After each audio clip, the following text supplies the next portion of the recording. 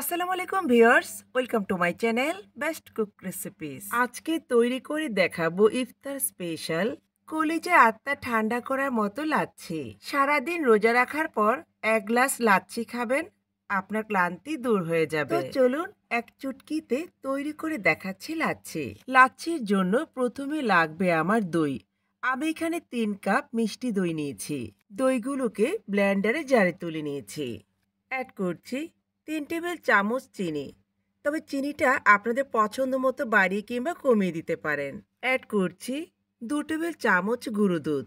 চাইলে আপনারা গুঁড়ো দুধের পরিবর্তে এখানে জাল করে নেওয়া ঘন দুধও দিতে পারেন, অথবা না দিলেও কোনো সমস্যা নেই। এবার ফ্রিজের ঠান্ডা পানি অ্যাড করছি 1 কাপের মতো। অ্যাড করছি ছোট সাইজের একটি স্প্রাইট। আমি সম্পূর্ণটা অ্যাড করেছি। এবার ঢাকনাটা লাগিয়ে ব্লেন্ড করে নিচ্ছি। চাইলে আপনারা স্প্রাইট ছাড়াও লাচ্ছিটা তৈরি করতে পারেন। বাস, ব্লেন্ড করা হয়ে গেছে। এখন গ্লাসে বরফের টুকরো দিয়ে দিচ্ছি। তারপর লাচ্ছিটা ঢেলে নিচ্ছি। বাস, তৈরি হয়ে গেল মজাদার লাচ্ছি।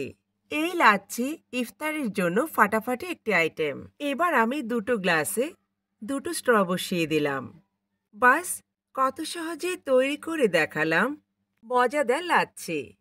আমার রেসিপি যারা ইউটিউব থেকে দেখছেন, চ্যানেল সাবস্ক্রাইব করে পাশে থাকবেন। আর যারা পেজ থেকে দেখছেন, পেজটিকে ফলো দিয়ে পাশে থাকবেন। ভালো লাগলে সবার মাঝে ছড়িয়ে দিবেন। তো কথা আর বাড়াবো না, সবার মঙ্গল কামনা করে বিদায় নিচ্ছি। আল্লাহ হাফেজ।